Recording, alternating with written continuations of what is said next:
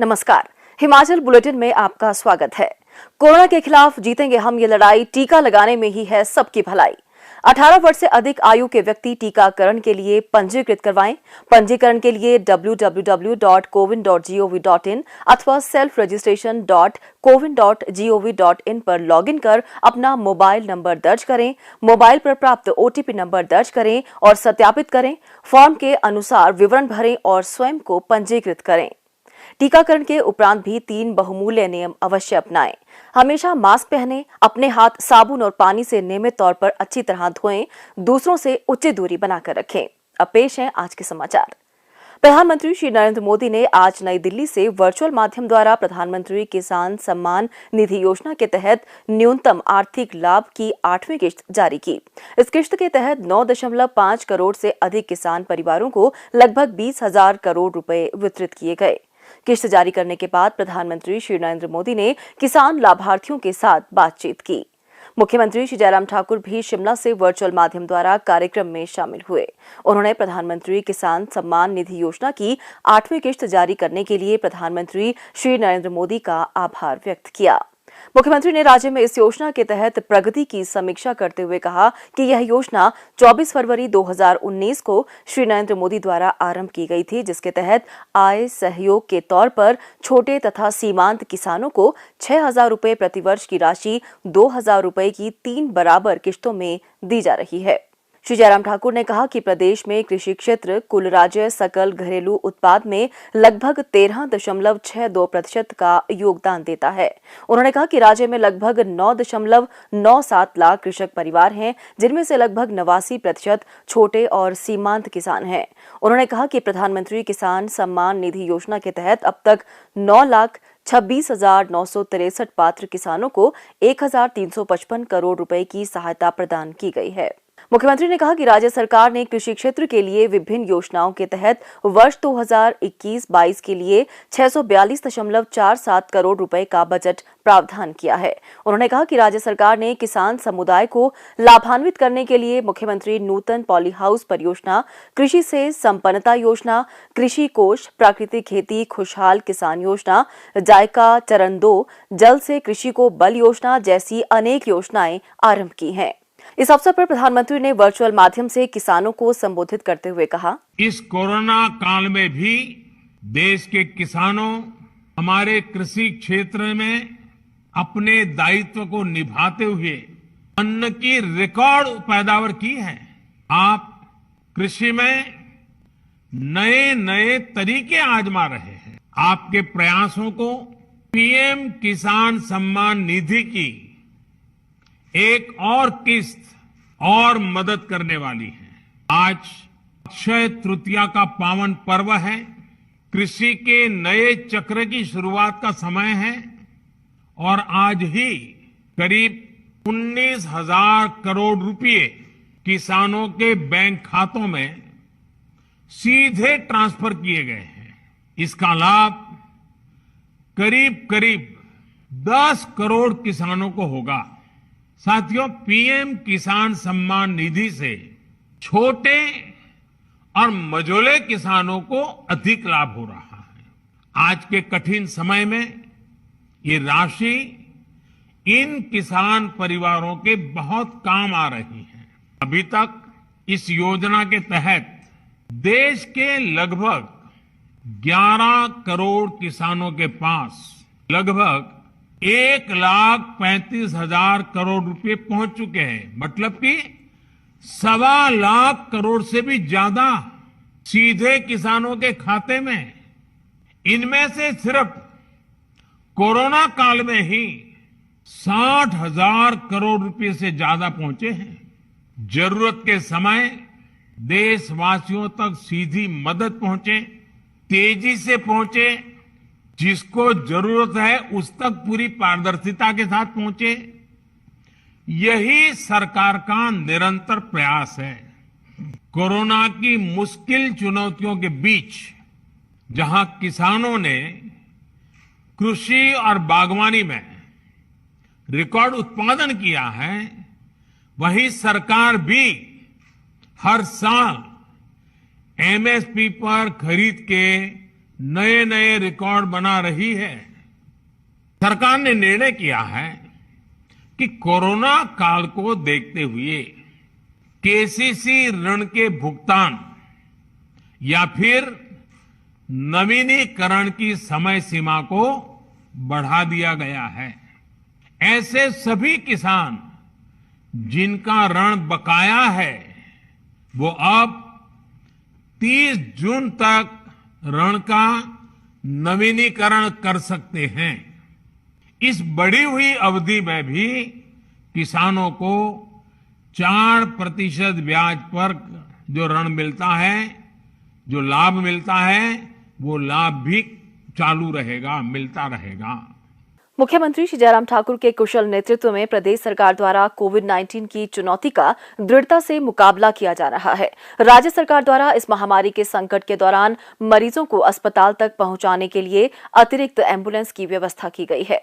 प्रदेश में वर्तमान में कुल 123 कोविड समर्पित एम्बुलेंस सेवाएं दे रही हैं। पेश है एक रिपोर्ट। हिमाचल का मिशन एम्बुलेंस।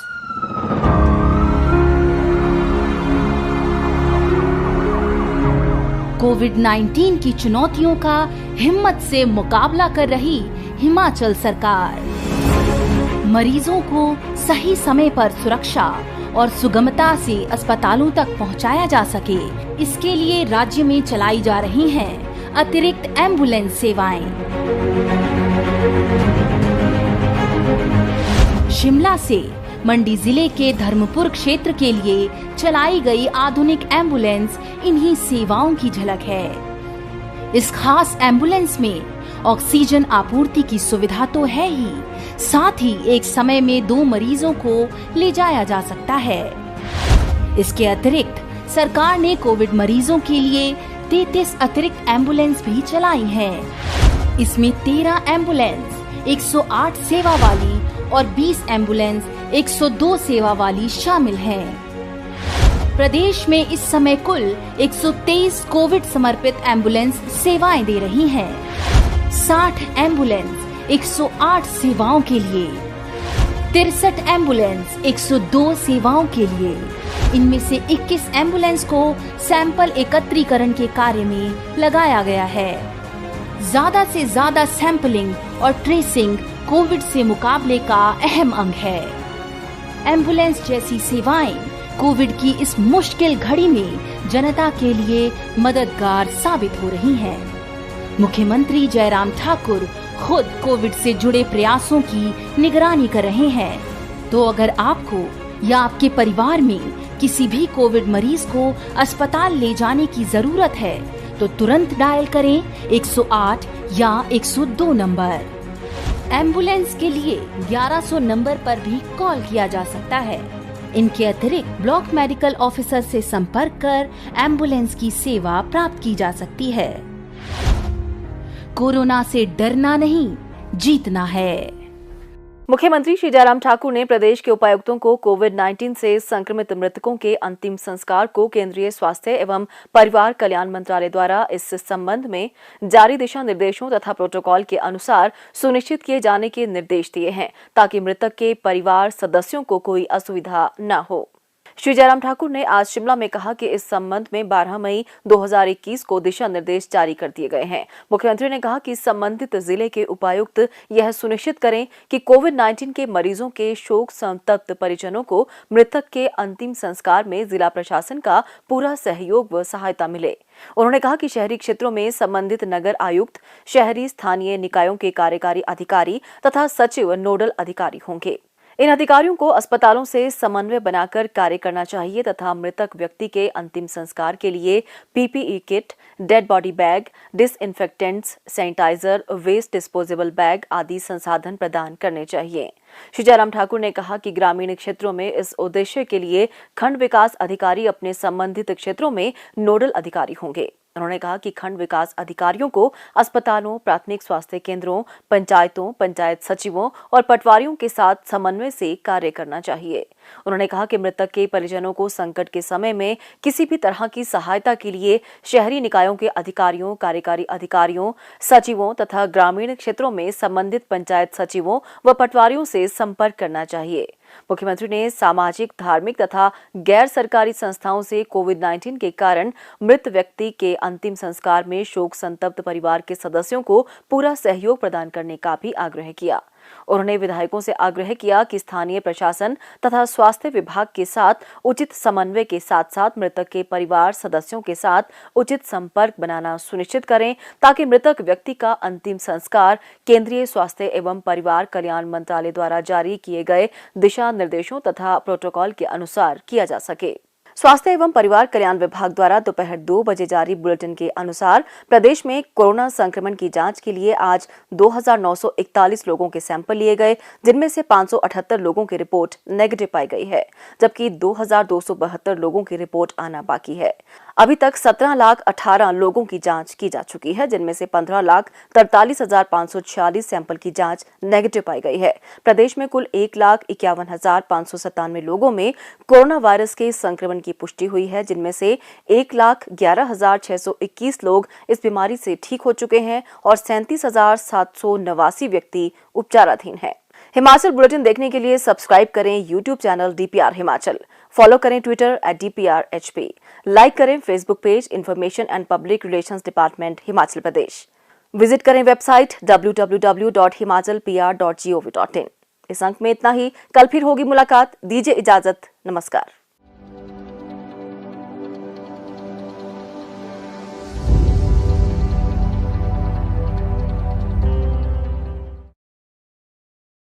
पिया तो रखे सा अभिमान,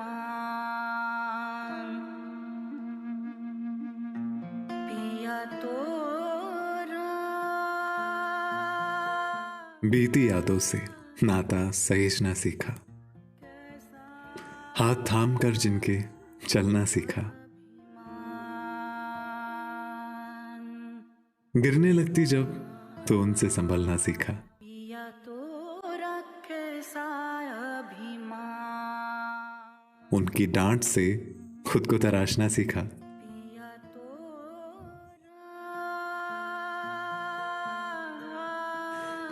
घर से दूर होकर भी दिल को हमेशा यह एहसास रहता है, उनका प्यार और फिक्र हमेशा मेरे साथ रहता है।